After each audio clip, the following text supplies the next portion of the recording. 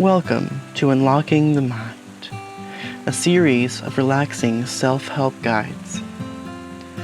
Today's guide, Realizing One's Creative Potential, a response to creative confidence, unleashing the creative potential within us all, by Tom and David Kelly. So please, sit back, relax, and enjoy the tape.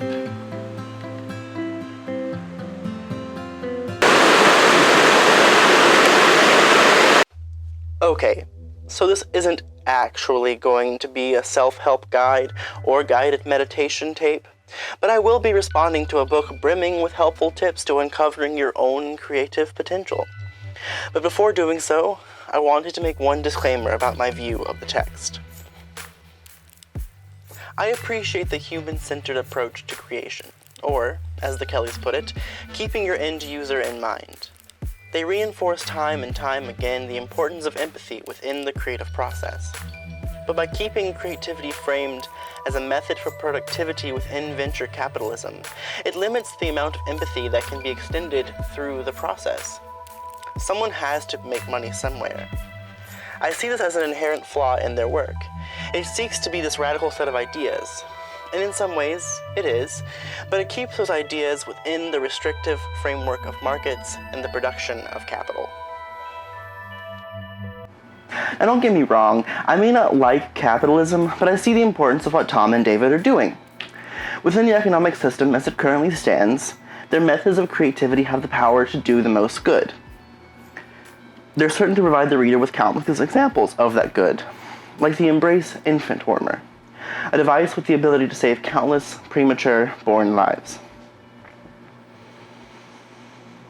Outside of this inherent flaw, the book is radical in its effacing of the idea of natural-born creatives, or rather, by extending that idea to include the entirety of the human race. According to Tom and David, everyone has innate creative potential. Think about it. Every day when you go to speak with someone, you're participating in the act of creation, maneuvering words and sounds to create sentences and communicate ideas. You and the person or persons responding to you are creators in that moment. You create ideas in your head and then create sentences to convey those ideas.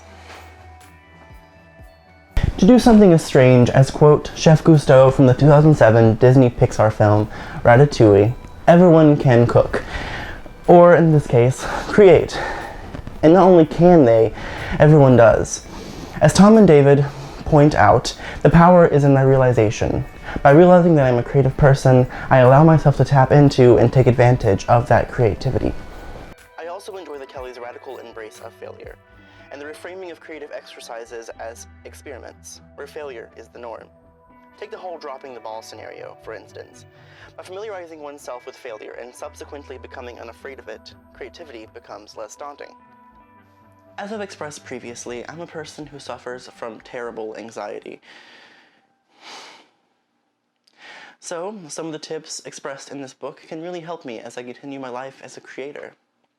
For instance, I'm telling myself this video is an experiment, so I don't fear failure as much. Well, it's about time.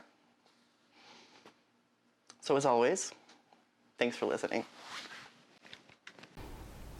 We hope you've enjoyed this relaxing self-help guide from Unlocking the Mind. Goodbye.